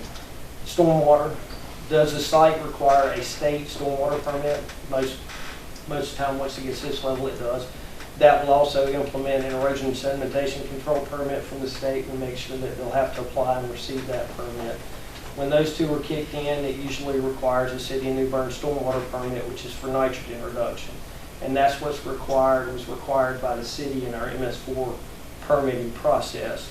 And we received the permit applications. We have a consultant firm out of Raleigh that actually goes through these permits for us and then says, yes, it meets the guidelines. They send it back to us, tell us the fees they have to pay, and we pass that on to the developer to pay the fees and implement that part of the project. We also look at potential traffic conflicts. While we don't have a traffic engineer in our department, we all drive cars. We know when somebody's proposing 240 condominiums right across from a grocery store with one access, we know that's going to be a problem. So fortunately, in this case, the developer worked really well with us. It did take us several months for them to get the traffic impact analysis back. We requested some additional information be included in that plan on that particular project. That actually included the Highway 70 improvements. It included the build out of Blue Water Rise, because we think a lot of passenger traffic may come through that direction. So they encompassed a lot of things that gave us an opportunity to look at. It didn't exactly, their impacts didn't address all of the things they showed in the statement. I mean, we had some other things that are actually on the DOT section of road, which we don't have purview over, but it let us know going down the road, these are things that we need to bring up with DOT. We look at the tie-ins, whether it be just a commercial retail place where you've got driveway permits. Driveway permits come through our department. We look at them with the relationship to how close they are to intersections, how many they have, the width that they're proposing. And we actually go out when they apply for these permits. We go and actually do the inspections prior to them pouring. We make sure they pour them to a certain thickness when they've got sidewalks crossing where we have concerns. We also make sure that they meet the city design standards for the road. That means they've got, based on the engineer's calculations, they've got the right amount of subgrade, right amount of rock underneath it. Their asphalt densities are right when we go into application of construction. And we also review the bonding costs that are presented to y'all. So when y'all get ready for the final, we've gone over that bond, what the developers propose to us, and sometimes we agree with it, sometimes we send it back to them, have bad things, or change values as we see. You may see sidewalk costs go up. That's because we have had sidewalk contracts and we see the price going up. They may say they can get a sidewalk done for $4.50 a square foot. Well, if they don't do it, we use our cost, what it would cost us to do it. We're not putting in a 900 unit subdivision. We may only have to go in and put in one block of sidewalk, so there's not a real cost savings there. So we look at all of those costs. We look at the quantities of stormwater for that. Once we get to the construction phase, and y'all are kind of past that, you know, you're removed from it once it starts, we actually have been able to hire an inspector in the last year and a half, which we are hoping is going to provide the city long-term cost savings, meaning he is out on the job when they're building the roads, when they're installing the pipes, when they're putting the catch basins in. He proof rolls all the roads for the subgrade, the stone, underneath the curbing, and he's out there when they pave it. So we're getting a lot more oversight than we've ever had. The city's never had that position before. We've relied on developers' own engineers to be on site for proof rolls. They may call, we may have somebody available in the past, but now we have somebody that is there all the time for these developments. And I think from what we've seen, he had a difficult time in his first 9 months, and then people learned what he expected. And I think in that end, the city's gained a great value in one employee. Once everything is done, we go back over the bonding. If they request their bond be either reduced after a year, or if they'd like it all back, we go back and verify what's been constructed, if it meets our standards, so we can put it into the city system for acceptance and warranty period. And we also annually go back, if they have a city stormwater permit, we're required annually to go back and inspect every one of those permitted stormwater systems. And so we do that on an annual basis. And that's kind of our overview in the short term of what we do streets-wise and stormwater-wise, and that's really how it more or less pertains to what y'all look at. And I'm happy to answer any questions I can that y'all have. So you review the stormwater's system, so who does the unblocking to make sure that they're functioning correctly? Well, it depends. If it's within a POA, if it's a permitted part of their stormwater system, meaning grassline swales, their stormwater retention pond, that usually falls under the POA or the HOA. Street side drainage, once it gets into the main drainage system that accepts any street drainage, once it gets out of their subdivision, it is the responsibility of our stormwater staff to do that. Is this where we're going to ask questions, or we wait till everybody gets together?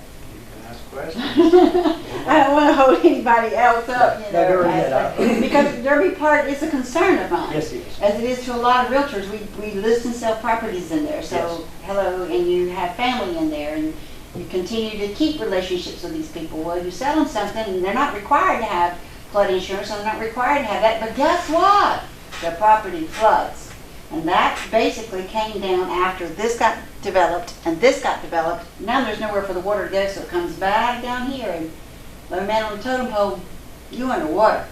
Part of it was because drain lines was said not to have been cleared. I didn't inspect them. I can't say yes or no, but I know the outcome of what happened. So now we look at Derby Park getting more.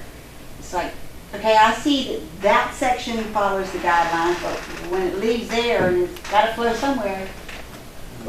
Well, we have, you know, we're constrained with rules that we have to go by, that we can't just make up things to stop people if we see a problem. And also what you're talking about, and this is a regional problem. It's not just in Derby Park. Mm-hmm. You know, if you start thinking of downstream, there may be a problem. Well, how far downstream are you going to make every developer look? Are you going to make them start in Raleigh and look all the way to the Neuse River? Or are we going to start at somewhere up around Greenbrier and go all the way down to our solid waste facility through Country Club, because that's where all of that water drains. So we don't have any vehicle to look downstream to force a new development upstream to go in and make remediations or upgrade something. So what does that say to that first develop that started? Hello? Do you have any suggestions to fix something like that? This is a difficult situation because it's not just Derby Park. No, it's not. And you have a lot of places in town that were developed upstream pre any stormwater permitting, state or city. So you have lots of areas that have no retention at all, and you've got 90% impervious. So when it rains, it's not holding any water. It's not even going to hold it for a minute. It is all coming downhill. So I think we're looking at ways to create new retention uphill in some of these areas to slow it down.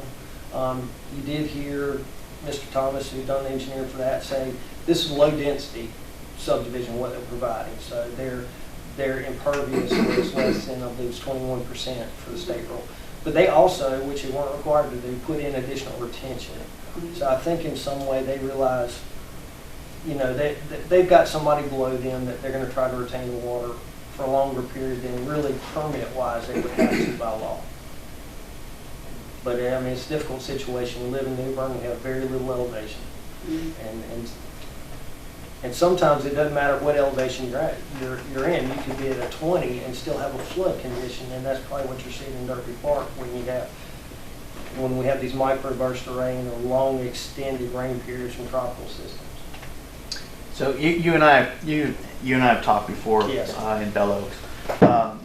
So I guess based on my experience, and obviously I learned a lot from you and asked you a lot of questions, but I think a couple of the issues are, one, when the sole responsibility gets transferred to the POA or the HOA, what I'm finding is that, from personal experience, is that initially the developer has that HOA or that POA, right?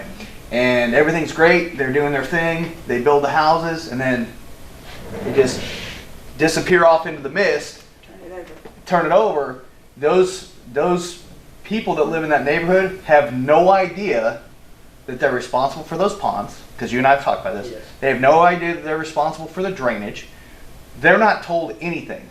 So I think at a minimum, that probably should be expressed and conveyed to the people when they fill up these neighborhoods, because, you know, I went through that. It was a nightmare. It's like, hey, and by the way, here you go, buddy. You got it.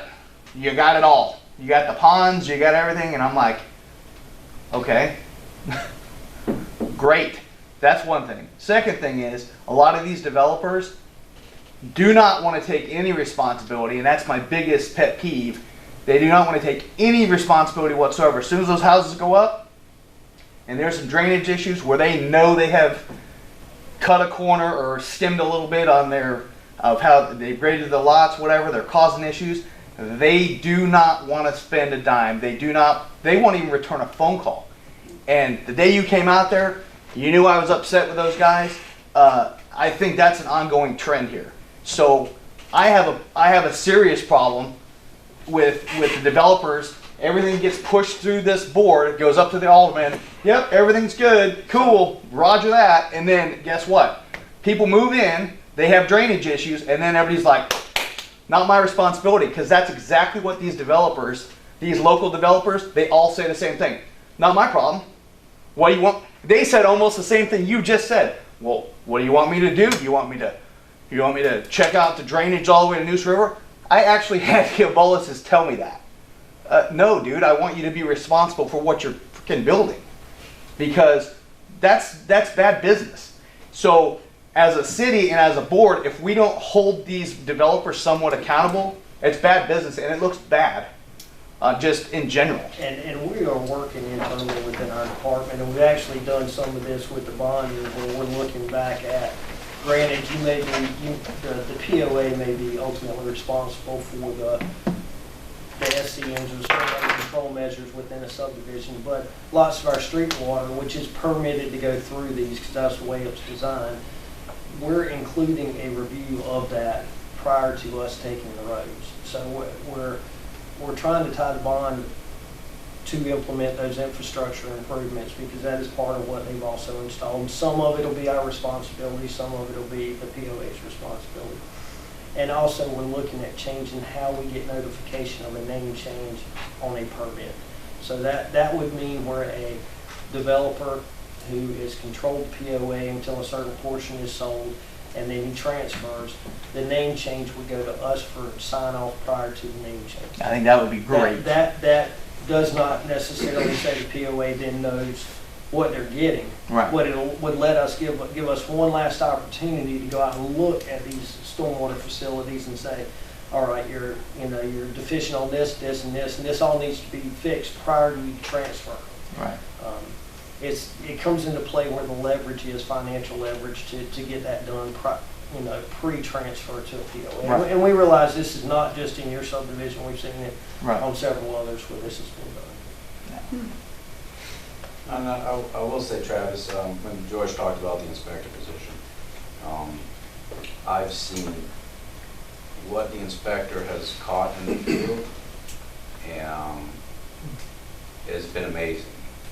So a lot of the problems, I would really say a lot of the problems that we're seeing now, we're not going to see in the future. Oh, I would agree with you. I mean, Yeah. just from the time you came out and you know, you and Avery educated me. So, I mean, I've seen a shift. I'm just saying, I think that's a lot of the problems is that, you know, maybe like in Derby Park where the HOA doesn't know what they don't know. And HOA isn't doing anything. You gotta have HOA that's in. You gotta have, proactive. You gotta have proactive folks. Right. And there's some that are run really well, and some that are a little bit in the dark of what their responsibility is. Yes. But like Jeff said, since we have gotten this inspector, what he has shown and what he has held up. Oh, the swales, not just the detention streets, ponds filled not in just the and streets, because he does a great job looking after the streets, but he does the vegetative cover on the banks that a lot of people end up with a storm pond that's already got filled with sediment. Right. So we're looking at these things prior to even thinking about us accepting any roads. So like Jeff said, we've resolved a lot of deficiencies that show up after the developer's gone. And we've seen this in bigger subdivisions. We've seen some roadways in larger subdivisions that would not have passed what is currently the way we're inspecting now. So I think we're going to resolve a lot of issues going forward. Does that, and I know Avery Smith, our stormwater superintendent, when we do these annual inspections, he tries to work with the HOA. He's great to try about to, that. You know, we're not trying to force a $25,000 remediation of a pond. You know, if we can just get them on board with what they need to do, and educating them is a lot of it. That was the biggest thing, and he was fantastic about that. And so I joke with him all the time. I said, kind of feel like I could come work for you now, and he's like, come on. So yeah, no, you guys have done you know a good job of bridging that gap, and I think those are some of the underlying issues that I saw. Yeah, and they are, and we're aware of some of those that have concerned us. But hopefully, we're moving in the right direction I think so. to fix those problems. How much of the percentage of the city's budget goes to your department? That's a pretty darn big department. Yes, we've got a lot of divisions in our department. Yes. And unfortunately, a lot of it we don't get to see because the GFL contracts are contracted annually.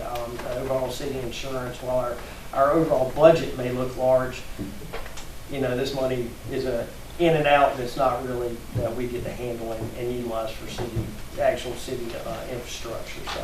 So, but we have over 50 employees at any given time within our department. So with the city public works and the water problem that was addressed earlier in the water rise.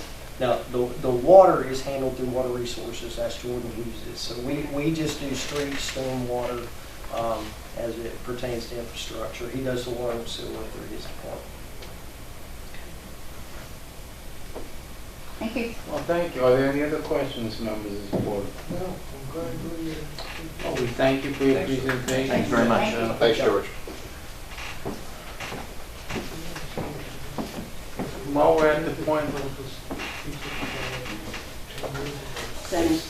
where our members' comments now, does anybody have any issues to address this board? Raymond? Patrick? Just that I find it sometimes frustrating and get worried sometimes here too much. It seems like this board always just understands things. Well, basically. And that seems to be because of the ordinances, and that's the way, and that's why I think that, I don't know, I voted no, because this has to go into the alderman, they're the ones that are gonna decide this. Yeah, the alderman's basically. And we always try to change the rules, I think the rules should be changed before it comes to us. Yeah, You know? and if we want to change the rules, we have to present that to the alderman as well. I agree. Yeah, I agree. yeah, that's the way the law is. But it's, Matter of fact, when Ms. Bengal made a big deal about the short-term stay, we followed the land use law. Everything passed.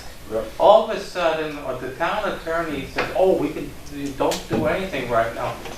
There's a lot of politics in that decision, and we paid the price for it. Exactly. And that wasn't right. But I think keep on building, I know with Blowater Rise and that whole section, we've okayed, what, 5 different, number of phases. At least 5. And now we find out there's not enough water there for the fire. one egress in and out of that place. Yeah. And this is the Greenbrier, with they have 2 there. You know, it's a bigger thing, and I think it's looking for disaster. They tried to get one. Anyway, that's my 2 cents. I agree. Just voicing my frustration. If there's a fire and loss of life like that, somebody's gonna come back, it's gonna trickle down to us. Why don't you approve it to start with? Well, that's I don't know if we approve anything, we prove it, we sort of pass it on. See? Yeah, you know what I'm saying. Yeah, I know exactly, I know you had concerns during, listening to it many times, you know. I don't say much, but I listen a lot. I know you do. Then I talk when I'm Well, out. musicians are very good listeners. They make a lot of noise also. Oh, thank you for listening. Not noise. Any other comments? At this point, now, Jeff, my understanding is you're going to send a draft letter to us in the next packet that we get for the next meeting? Oh, next meeting, no, it'll be on, my plan was to put it on the next Alderman agenda. I have to figure out how to, either it's an item on the agenda or it's under attorney comments or something.